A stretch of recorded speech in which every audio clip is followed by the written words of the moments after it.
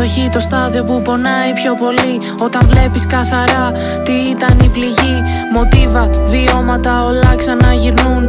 Κύκλοι που κλείνουν ή μήπως σε κυνηγούν. Είναι εντάξει οι επιλογές που είχα κάνει. Τότε με εξυπηρετούσαν, τώρα μοιάζουνε με βάρη. Όλα αυτά που ένιωσα γιατί τα πολεμάω ήτανε δικά μου κι ας θέλω να ξεχνάω. Όλα έχουνε λόγο που συμβαίνουν, μην το ψάχνεις. Κάθε πτώση, κάθε πόνος δίνει κάτι για να μάθεις. Μη φοβάσαι το σκοτάδι, έχει φως στην άλλη άκρη. Και ότι σήμερα δεν φέγγει, ίσως αύριο να λάμπει. Είναι εντάξει να είσαι στο μηδέν, να πέφτεις στο κενό και να νιώθεις ότι δεν είναι εντάξει. Να έχεις πληγές, δεν θα έρθει ο ήλιος αν δεν περάσουν οι βροχές. Είναι εντάξει να είσαι στο μηδέν, να πέφτεις στο κενό και να νιώθεις ότι δεν είναι εντάξει.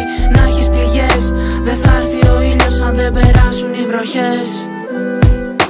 Η αποδοχή για μένα ήρθε με ευκολία. Είχα εμπιστοσύνη στη διαδικασία, μα για άλλους είναι το πιο δύσκολο σημείο. Να δουν το πρόβλημα, να καθαρίσει το πεδίο. Αποδοχή δεν είναι ήττα, είναι η αρχή. Είναι η φλόγα που ανάβει το βαθύ σου σκοτάδι. Αν καταλάβεις πως ό,τι έγινε είχε σκοπό, θα βρεις τη δύναμη να σηκωθείς από το κενό. Μη σε νοιάζει αν αργήσεις να γιατρευτείς. Αντίπαλος δεν είναι ο χρόνος αν θέλεις να σωθείς. Η αλήθεια πονάει πριν γίνει λευτεριά. Μα εκεί γεννιέται η καινούρια σου καρδιά. Είναι εντάξει να είσαι στο μηδέν, να πέφτεις στο κενό και να νιώθεις ότι δεν είναι εντάξει. Να έχεις πληγές, δεν θα έρθει ο ήλιος αν δεν περάσουν οι βροχές. Είναι εντάξει να είσαι στο μηδέν, να πέφτεις στο κενό και να νιώθεις ότι δεν είναι εντάξει.